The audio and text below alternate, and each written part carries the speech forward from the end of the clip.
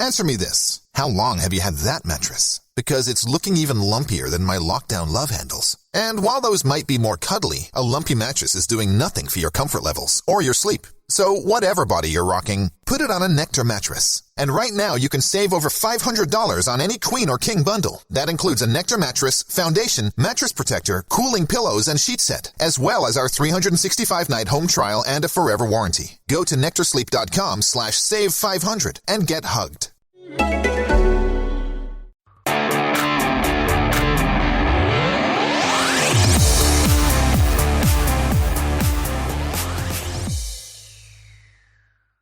Hey Eagles fans, this is Mike Kaye from NJ Advanced Media, and welcome to the No Huddle Show podcast, where we discuss anything and everything Philadelphia Eagles. Damn it. All right, third time's the charm.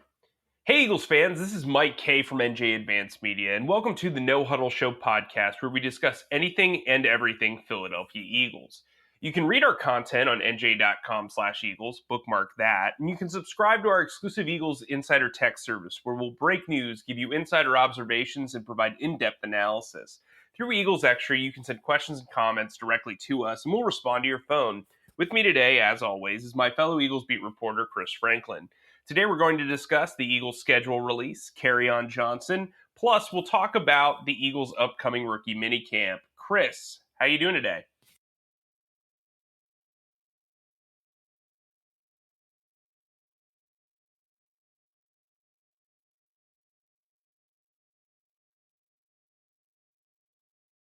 I'm doing well, Mike, man. How are you doing?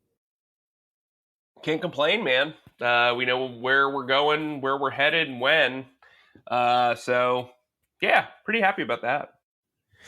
Same here. It's cool. We actually finally know, because we knew the teams, and seeing where everything is placed now, it just adds that extra step of, hey, you know what? It's getting closer and closer. So it's exciting. Yeah, and I think a lot of fans are going through the schedule and seeing what the record could be, what the ebbs and flows of the season can be, and obviously as writers, we like to speculate as well. And so I put out on NJ.com my predictions for the season. I have them going 9-8, which I actually think would be a super positive outcome, even if Jalen Hurts is kind of up and down, because the Eagles will have those opportunities next year with cap space and the potential 3 first-round picks to, fix anything that was broken and then maybe kind of contend in 2022. What do you think their record's going to be when the schedule is all said and done? Ooh, you're definitely more optimistic than I was. I had them going 6-11, just because I thought it would take a little bit to get to the flow of how both the offensive and defensive schemes, and getting used to these coaches. I mean, they'll have mini camps and training camps, but especially early on, that's a murderer's row of games, was where you have to go to you have San Fran here, and then you have to go to Dallas, and then KC. I think early on it may be a little bit bumpy ride, but the back end, where you face a lot more of those division foes and they'll be more acclimated to the systems, that's why I think they make their biggest strides. But I have them going 6-11. Yeah, I had them starting 2-4, then hitting their stride in the middle, where they go through that kind of like top 10 picks in the draft kind of meh group. I will quickly go through the schedule. You can check out the whole schedule with times and dates and everything on NJ.com/Eagles. But so let's talk about the preseason first. Really good, to give you some, insider information, really good travel schedule for beat writers.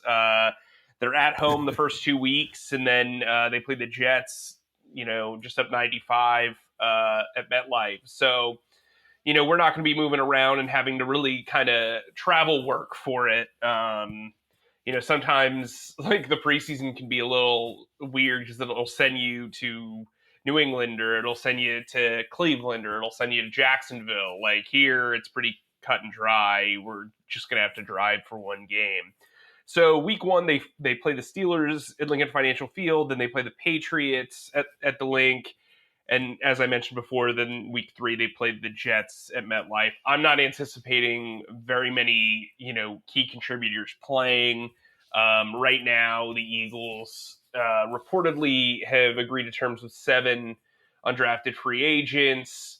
They drafted 9 guys in the draft. They had 70 coming into the draft, and then also brought in Kerryon Johnson, who we'll talk about a little bit later. But right now, they have 3 spots open, but the roster seems like a lot of like the upheaval will come within the depth spot. So I don't know how much starters are even going to see the preseason, especially now that for the first time in history, the NFL will stage a 17-game regular season. So let's get into that.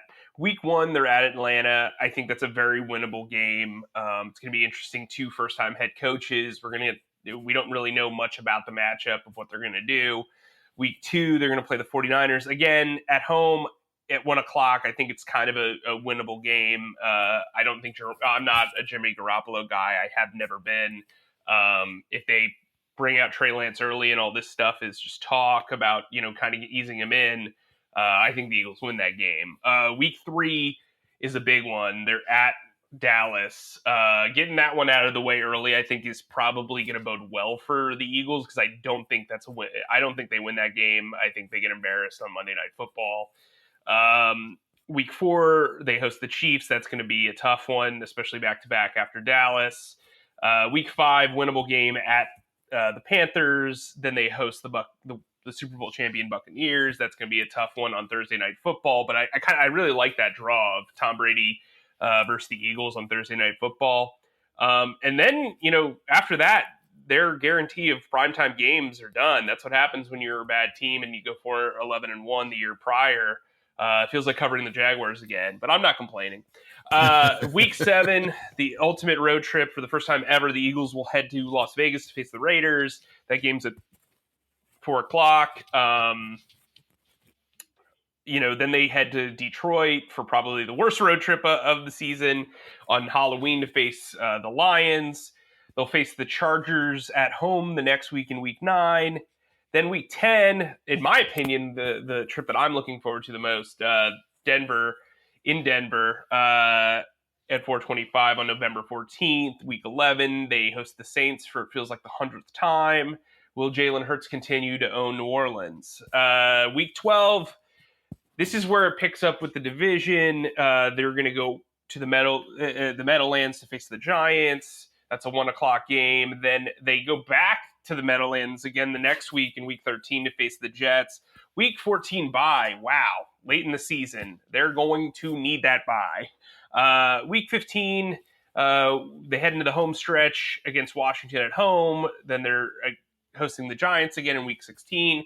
They go on the road to Landover to face Washington at FedEx Field in week 17. Then they close out the season hosting the Cowboys at Lincoln Financial Field. So they come off the week 14 bye, and that's a late bye, but their last 3 games their last 4 games, 3 of them are at home against division opponents. So we're probably going to get into the area of, wow, the Eagles control their own destiny sort of thing, if they're any good.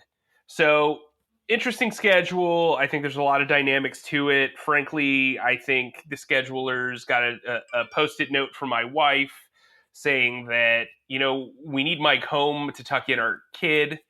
So we'll give you 11 1 o'clock games. When you're covering a bad team or a small market team in Jacksonville, and you're like, man, I would love to cover some primetime games. Then you get up here and there's like 5 or 6 primetime games a year, and it's exhausting and it's on the road.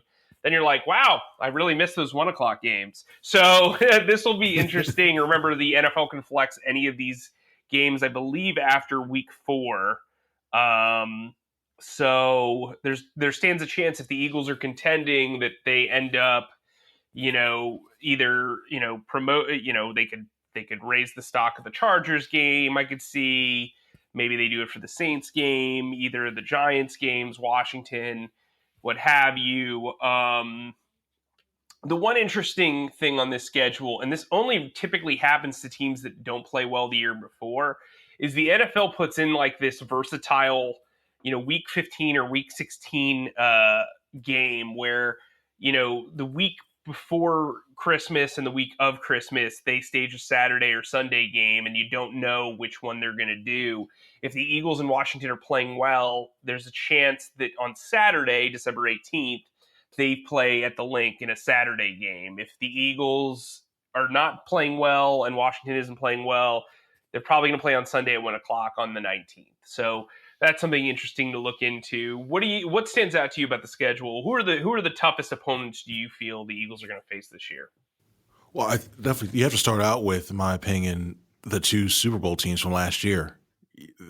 The Buccaneers are bringing back all 22 of their starters, and you have to face them. Even though it's a short week, you face them. You still have to face the defending champions. I think the Kansas City Chiefs are another team, and I think the Falcons are really going to be a tough team. I look at it from a defensive side. How do the Eagles match up? Not only if Julio Jones is not traded and he remains, you still have him, Calvin Ridley, and now you add Kyle Pitts.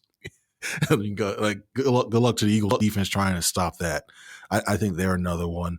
I think the Giants game, the first one on November 28th, even though it's later in the season and both teams have been already through the rigors and the stressors of everything, I think the Giants are still pretty peeved about what happened in the season finale, and as well as what happened with Devonta Smith. So I'd probably say those 4 games will be probably the toughest. I think the Eagles may contend. I think the Eagles will contend pretty well within the division. It's just a lot of these out of division games are going to be really, really tough this year. Yeah, I mean, it'll be funny because I already have a tweet in mind if the Eagles beat the Giants in that first meeting. Like, wow, the Giants told the Eagles not to tank, and well, they didn't. You know what I mean? Yeah, I mean, I think it's interesting. Clearly, the Eagles are living in the Giants' social media team's head because literally all they've been posting about are the Eagles. It's bizarre. You face 2 of the Super Bowl teams, and you're billing the Eagles Giants rivalry in week 12 like it's like the Super Bowl. So that's interesting. I think people are sleeping on the Giants. I think they finish second in the division. I think they get a wild card spot. Whoops, my phone goes off. From a number that I don't know. Don't you hate it when that happens? That's a relatable anecdote, right? Watch is probably it's for your warranty, man. Come on, don't you know it expires? Yeah, apparently I've had a warranty for a car I sold like 6 years ago that constantly pops up. It's very weird. I'm serious. That's not even a bit. That happens maybe once every 2 months. But yeah, so what I'll say is this. I think the outer division matchups are kind of hit or miss. Like, this is a weak schedule if you look at how everybody finished last year. And I'm not doing that because I think that's a foolish exercise. But when I look at the rosters right now, they can beat Detroit. They can beat the Chargers. They can beat Atlanta. They can beat a lot of these teams. The only 2 games that I think they're going to the 3 games that I think are going to be really difficult for them is that week 3 game at Dallas, because it's always difficult to beat the Cowboys at home if you're the Eagles. Obviously, the Buccaneers game and the Chiefs game. Those are the 3 ones that I'm like, I don't see how they convincingly win these games. Maybe they eke it out. It's any given Sunday or Thursday or Monday, I guess, in those cases of Dallas and Tampa Bay. But yeah, not confident in those, but I do think they can, I think that this team, if the offensive line is healthy, they're going to win 8 or 9 games. There's no question about it, in my mind. And maybe that's another thing that kind of scares me. I'm sorry no, go for it. What do you got? That's another thing that kind of scares me is you don't see that bye week until week 14, and you have a team that's notoriously had a lot of injury concerns going in the last couple seasons, and especially that offensive line. Now you're asking them to play, hey, make it through the first 13 weeks, and then we'll give you a rest. And that's a lot to ask, given that you have Lane Johnson, Brandon Brooks, and if Dickerson does come back and plays a considerable amount of time, you got another guy who you have to be concerned about being nicked up. So that's another thing. That's another thing I was a little worried about where you see the schedule. That's a late bye week this year. So let me push back against that. I actually would say the Eagles have the best offensive line depth they've had in years. It's not the best offensive line group they've had, but you feel good about Jack Driscoll if he has to step in at right tackle. you've seen Nate Herbig be able to play right guard pretty okay. Center, you have Landon Dickerson. They also like Luke Juriga. Same with left guard. Dickerson's in there. Obviously, he needs to be healthy. And then, look, at left tackle, whoever loses that battle between Jordan Mailata and Andre Dillard is going to be the backup left tackle. So I think they're not like without hope if there are injuries on the offensive line. But granted, it's hard to upgrade over, probably Mailata, Samalu, Kelsey, Brooks, and Johnson if they're all healthy. Granted, that's why you got Landon Dickerson, so he could back up all three interior spots. Dillard can back up left tackle, and Driscoll can back up right tackle. That's kind of where I'm at. But let's talk. We're talking about the roster. We're talking about the depth chart a little bit here. Let's segue into Kerryon Johnson, who I thought was a brilliant waiver claim, former second-round pick out of Auburn. A lot of people were on like extremes. Some people were saying, well, he's not guaranteed a roster spot, whatever. Other people were acting like he could challenge Miles Sanders for the starting job. I think the logic is somewhere in the middle. Extremely good pass blocker, very good receiver out of the backfield. He's an okay runner when healthy. He's dealt with some knee injuries. To me, he's a really good cog in the system. Like, Nick Sirianni historically likes to give his running backs different roles. Same with Shane Steichen and same with Jamal Singleton. So I think that group's going to be in lockstep with how they handle the running back group. What's your take on Johnson? I like the pickup a lot. I think it's a low risk, high reward move that the Eagles made. When you look at his main ability that I really love is his ability to catch the ball out the backfield and his pass blocking. Those two things, especially with a younger quarterback, are a nice little safety blanket for him. If there's nothing down the field, you have a reliable pass catching back out the backfield. And I don't think he's going to supplant Miles Sanders. I think Kerryon could be the solid number 2 running back in the system. If I'm anybody else, if I'm Boston Scott, Jordan Howard, now I'm looking like, okay, I'm really going to have to bust my tail in training camp now and impress these coaches, because the main thing with Jordan Howard was his pass blocking ability. Well, Johnson there. And then with Boston Scott, he's been inconsistent in my opinion. Unless it's against the Giants, he's shown some inconsistencies. You see the talent there, but you kind of you get disappointed at times. But I think Johnson, when healthy, it seems like you got to put an asterisk in front of everybody. When healthy, Johnson can be a very, very good back in this system. Yeah, I agree. I think when you look at the kind of like the archetypes of like the running back rotation in Indianapolis, you had the number 1 back who was the featured back, which was split between Marlon Mack and I guess last year kid from Stanford, Jonathan. What the heck's his name? Why am I blanking on this kid's name? Anyway, Marlon Mack was typically the featured back. I think that fits Miles Sanders to a T. Then you Taylor, Jonathan Taylor. There you go.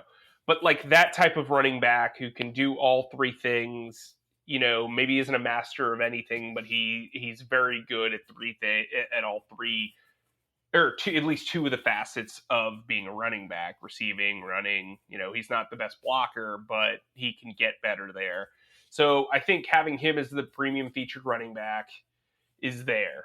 Then you have the short yardage, blocking, nitty gritty back, and that would obviously be Kerryon Johnson.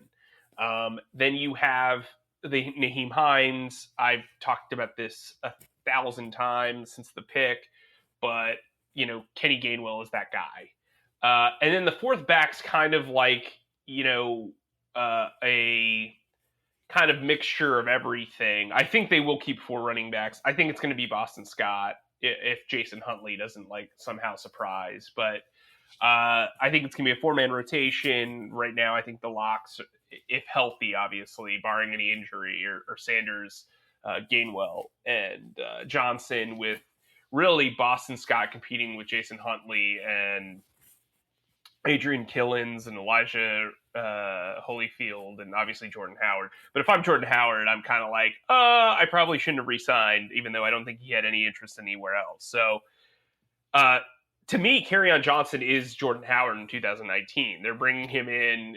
He's got a decent draft pedigree. He's got a decent history. Never been like able to kind of put his cleats in the ground and be the guy that everybody depends on at running back. But he's got a lot of upside, and I think he complements Miles Sanders really well.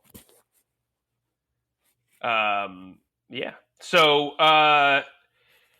let's kind of get into rookie minicamp.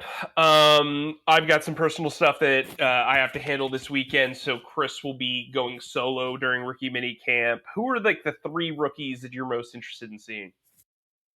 I mean, obviously, you want to see Devonta Smith. I mean, when you've seen the tape so many times. You see him in Alabama. It's going to be interesting to see how he's able to see that route running ability prowess up close and in person. So I'm looking forward to that. I'm looking forward to seeing Teron Jackson. I want to see what moves he's able to develop over the course of that short week, and to see how he goes over time.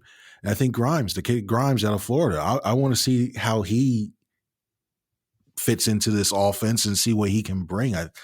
I like the way he was a gamer to me. In my opinion, he was a gamer when the games I saw him out of Florida, and I was shocked he wasn't drafted at all. I thought he could at least be somebody pick him up in the 7th round, but nobody did. So those are 3 guys I do. And if I had to throw an asterisk, I say Milton Williams too, to see how he can, his versatility, how well he can truly play inside and outside on that defensive line.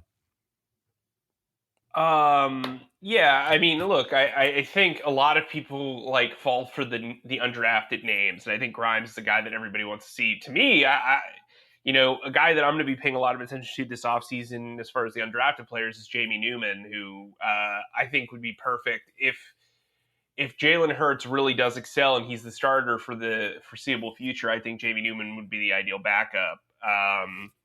He's going to be really interesting. I think when you look at, I call him Mr. T, Marlon. I can't pronounce his name. I try. It just doesn't work. It's like my brain can't handle it. No, this T-shirt's idea is ready to go. I pay the offensive lineman that has to go up against me. You just made the marketing easy for you. Well, man. I think we should look into getting that done at NJ.com. We do have a store, by the way. And look, I think Milton Williams, I think he's the guy that's the most intriguing physically of any player that they've drafted, at least in the last couple of years. He's not a defensive end. He's not a defensive tackle. He's just a defensive lineman, and his athleticism's off the charts. So he's a guy that I'm really intrigued by. But in your final thoughts, Chris, overall, heading into the real start of the offseason, how do you think the Eagles handled the business, the overall business aspect of this roster? As in terms of just when it comes to adding players, restocking the shelves sort of thing. I think the main thing they're going to have to do is see how far guys are able to develop, the development aspect of it, especially one of these young guys. Because if some of these guys show that they're able to start to get the hang of the NFL game early on, if they're able to go ahead and understand scheme and take coaching, constructive coaching easily, I think some of these veteran guys that are on the bubble, you might starting to see them let go because they want to go ahead and move with this youth movement. That's the key thing I really want to see, and I also want to see how they are able to compete. I mean, Sirianni's basically said that every spot's available on his team, and competition is going to be key. And I want to see how these guys take to that. If it's just a buzzword saying, "Oh, competition," and then meanwhile you see guys sitting around chilling out, or you see everybody really going 100 miles per hour every play during the camps and during both mini camp and training camp. So that's one of the biggest things I want to see. How about you? I mean, I think looking back at what they've done, they haven't been able to fill every hole. They haven't been able to like establish every sort of need as being an area of focus. I still think they bring in a veteran corner or two. But look, I think this team is young. It's young on purpose. And yeah, like you said, they're going to have to lean heavily on development. But this is a coaching staff that has a lot of guys who have proven development skills. Nick Sirianni, Shane Steichen, Jonathan Gannon, Kevin Fatullo, Jamal Singleton, guys like that who have been a part of a lot of different brands, as it were, in the NFL. And I think they'll be able to take from what they've learned from other coaches and really establish themselves early on. Look, there are going to be some growing pains, absolutely. But I think, like you said, the competition really has to follow through in training camp. And so I'm excited, at least from a on-the-field standpoint, to dig deep into this training camp, because it did seem kind of at times during the Doug Peterson era that like it was way too chill. Like way too chill. So I'm looking forward to seeing some more intense practices. Remember, you can download the No Huddle Show podcast wherever podcasts are available. You can also sign up for Eagles Extra, where we give you tons of insight that you don't see anywhere else. Get information and news before it hits Twitter. Chris will be doing our weekly Q&A on Friday at some point. He'll send out an announcement through Eagles Extra and on Twitter. You can sign up for Eagles Extra on NJ.com/text. For Chris, I'm Mike. We'll talk to you soon.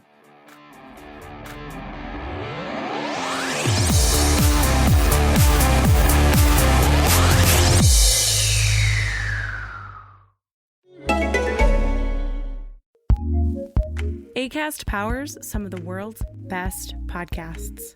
Here's a show we recommend.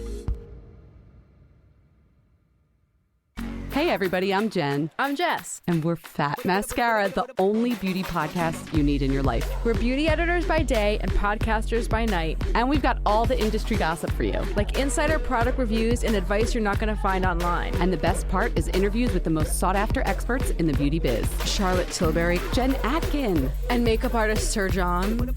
That's just a taste of what you're going to get on the Fat Mascara podcast. So come hang with us. New episodes drop every Tuesday and Thursday.